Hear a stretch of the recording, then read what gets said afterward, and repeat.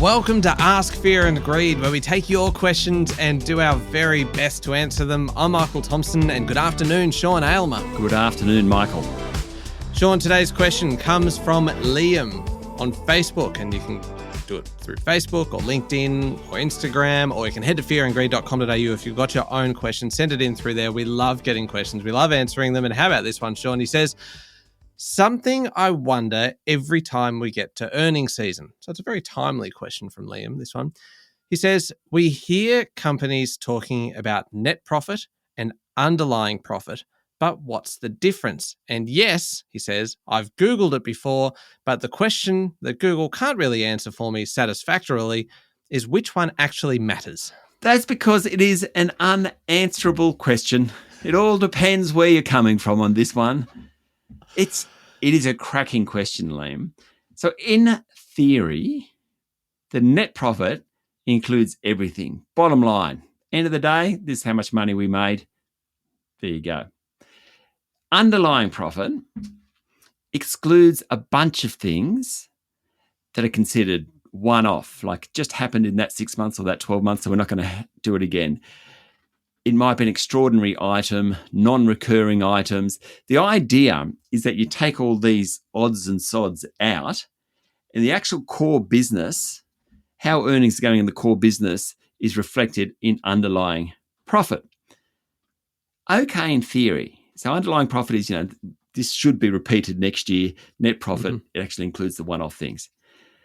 The argument is what can be left out of underlying profit, right? So redundancy payments. They tend to be below the line. So they're not in underlying profit, but the company still has to make that redundancy payment. Like there's still lost, it's real money. There's still physical money that needs to be transferred. Totally. Remember we talked about the REITs, the real estate investment trusts, and we talked about the revaluations and how huge they are. So they're often not in underlying earnings, but they're sort of revaluation of physical property, intellectual property, that type of stuff. When I used to work in newspapers, the value of the masthead was always revalued down. That sort of stuff is kept out, charges from restructuring. There are rules, but really it's up to the company to interpret them. So you end up with all sorts of things in that, the difference between underlying and net, all sorts of things that some people would put in, others wouldn't. It's not very clear. So it's a great question. So is it bad then? So listening to that, it sounds so kind of ambiguous. Yes. And it would vary so much from company to company in terms of what they are able to exclude or willing to exclude, because it is open somewhat to their interpretation. Is it a good thing? Does it make it hard to compare kind of like for like? So sometimes it's good. So let's say a company sells an asset, makes $100 million, sells an asset for $50 million. Therefore, it's got a profit, a bottom line of $150 million. That's true. But the following year, it's going to get back to that 100. And so the idea is that that's not in the underlying earnings. It's sort of outside that. And so the recurring earnings is about underlying. So you take it out. So sometimes it's actually a good thing. Yep. Sometimes it's bad because company can slip things into extraordinary items that maybe shouldn't be there. Now, when some of our guests come on the show and they talk about quality of earnings, this is kind of what they're talking about, how people have put their profit and loss statement together and where they've chucked stuff. And if they've chucked it kind of in extraordinary items, but last year it was actually in underlying earnings, it suggests the quality of earnings ain't so good. And when you have a market like we have at the moment where interest rates have been high for a while now, and some companies are really struggling, they start fudging, would be far too strong a word, Michael, far too strong a word, but leaning towards putting things where they shouldn't.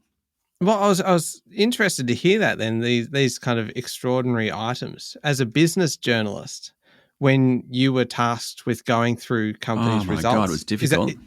Is it hard to then try and figure out, okay, should this be here? Should this not be here?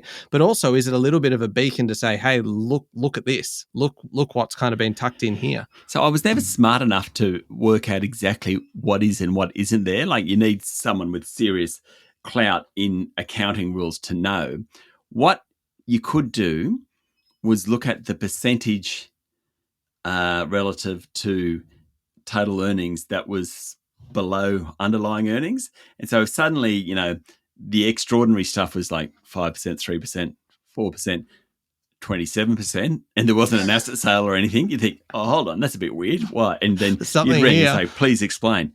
So, it is. So Qantas in the last few years has come under enormous criticism, really, for some of the way they have accounted for some things. And they're not.